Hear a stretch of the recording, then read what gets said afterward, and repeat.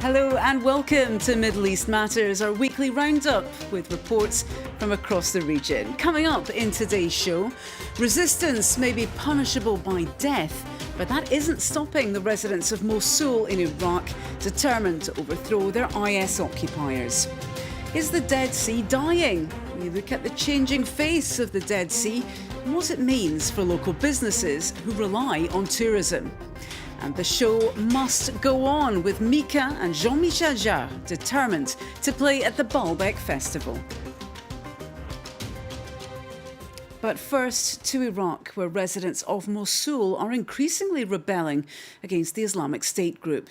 Thousands of people have already left Iraq's second largest city, but some of those who are still trapped are desperately wanting rid of the extremist group and their brutal rule. Clément Bonnereau has this report.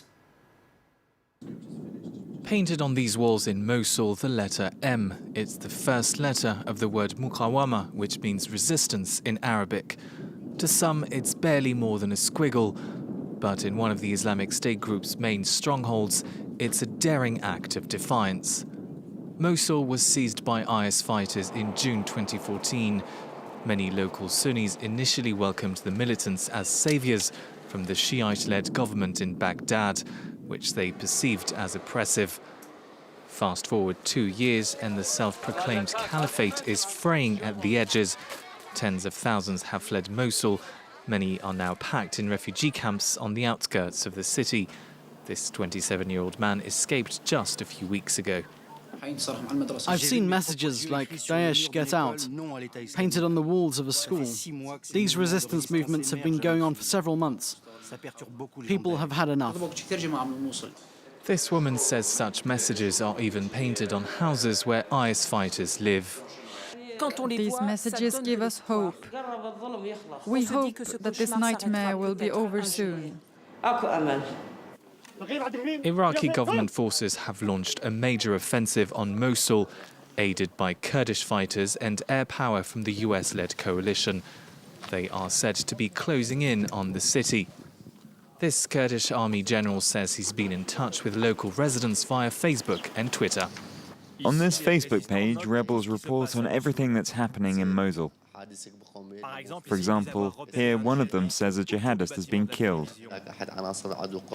These amateur videos show how residents of Mosul are resisting the IS group, signalling jihadi training facilities to the international coalition, or blowing up vehicles at security checkpoints. Many say these actions, however, are not enough. Army experts warn the recapture of Mosul could take at least several months. Now, it's a spectacular divorce. The Al-Nusra front announced at the end of July that they were breaking ties with Al-Qaeda and would no longer be associated with the group founded by Osama bin Laden. However, experts say this is no ideological break, rather a clever political manoeuvre in order to refocus their efforts on the war in Syria. An amicable split between Al-Qaeda and its armed wing in Syria. The leader of Al-Nusra has announced that his fighters will be peeling themselves away from the cause of international jihad. Officially, the aim is to protect Syrians from airstrikes carried out by the international US-led coalition. Unofficially, it's about consolidating the group's power in the country, a fact reflected in Al-Nusra's decision to rebrand. The group's new name, Jabhat Fatah al-Sham, translates roughly as the Front for the Conquest of Syria. From this, we can deduce that they don't intend to carry out operations beyond Syria's national borders. They want to establish an Islamist state within Syria. It's not the internationalist strategy that's become the hallmark of Al-Qaeda. Formed in Syria in 2012, Al-Nusra pledged allegiance to Al-Qaeda the following year. Between 8,000 and 12,000 men are currently fighting under its flag. Now free of the Al-Qaeda label, the group hopes to bring together a host of insurgent entities. A plausible outcome. With Aleppo under siege from Moscow-backed government forces, the opposition relies on Al-Nusra's combat experience. But while the jihadists are making friends in rebel-controlled zones, they're still a long way off convincing the international community of any change of heart. certainly see no reason to believe that their actions or their objectives are any different. And they are still considered a foreign terrorist organization. And they are still not a party to the cessation of hostilities and therefore are still a fair target for coalition operations. A distrust fueled by the fact that the split got the green light from Al-Qaeda. It's also worth noting that in his announcement video, Abu Mohammed Jalani cites both bin Laden and his successor Zawahiri as ideological references.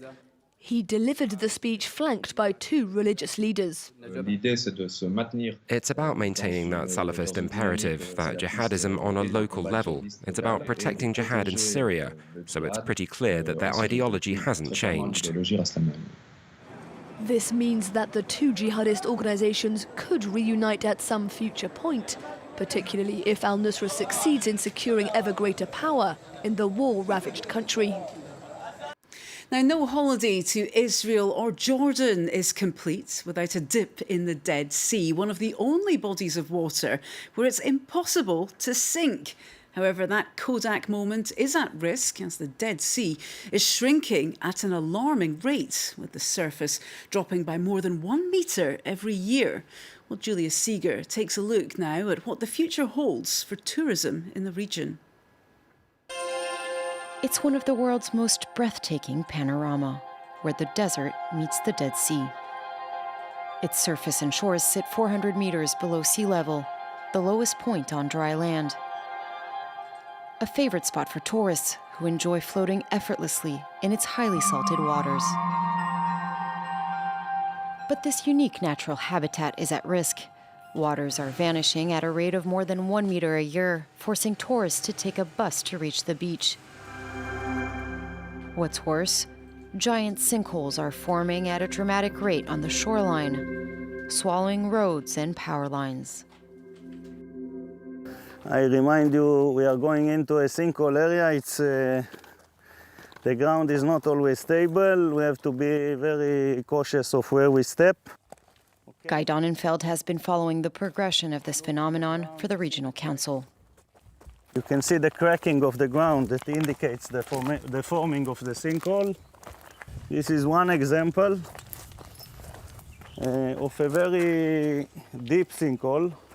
I think this is about 30 meters deep. A year ago, a popular campsite stood here. Maybe it looks okay, the ground, but wrong step, or maybe if we get too close, or sometimes even without any interference, the ground will simply collapse. The main reason the sea is shrinking is because its natural water sources, which flow south through the Jordan River Valley from Syria and Lebanon, have been diverted for farming and drinking water. A strategy that has affected Israel's tourist industry. €1 million was invested to open a beach here, but the project was never carried out for security reasons. Will your grandchildren or grandchildren be able to access it? I am not going that far. I think that even my children will have difficulties in accessing the Dead Sea. If nothing is done, experts believe the shoreline will soon be completely closed off. Israel has started relocating its high-end hotels on a nearby artificial lake. But some would argue it's not quite as authentic and breathtaking as these natural beaches that have been rocked and shaped by the action of water and time. And we'll round up this edition with one of the region's most successful music festivals, which is continuing to pull in the crowds well into its 6th decade. The Baalbeck Festival has played host to some of the biggest names in music, with Miles Davis, Ella Fitzgerald, Joan Baez and Fairuz all gracing the steps of the famed Roman temple. This year, however, the war in neighbouring Syria is raising concerns, but the musical talents are determined that the show must go on. As the sun goes down in Baalbeck, these ruins light up with the electro-extravaganza of Jean-Michel Jarre. He's headlining the Baalbeck Festival, where some 3,000 people gather at the Temple of Bacchus, the god of wine and celebration. But in recent years, the festival has been in jeopardy, as just across these mountains is Syria.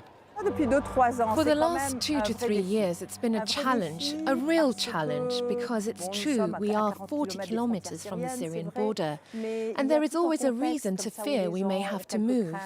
But every year we get more and more spectators, because we have made agreements with the Lebanese army and the security forces that really help us.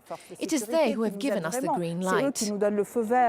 On this night, as with all 8 performances this summer, hundreds of soldiers and police are patrolling the festival. Just a month ago, 8 suicide bombers attacked a Christian town north of the venue. For organisers and producers, each concert is a victory. We do the concert, we have the dates, we start the promotion, and then something happens, like a bomb, or I don't know, anything, even something in Syria, and then people get scared. We're investing a lot of money and the insurance does not cover it. Finally, we must contact the ambassador and say, yes, please, try calling the artist or the company and convince them to come to Lebanon. That's not easy. Jean-Michel Jarre said it's important to keep the festival going. We can do concerts in Lebanon and should do concerts in Lebanon. At the Bataclan, it's the music that was also murdered.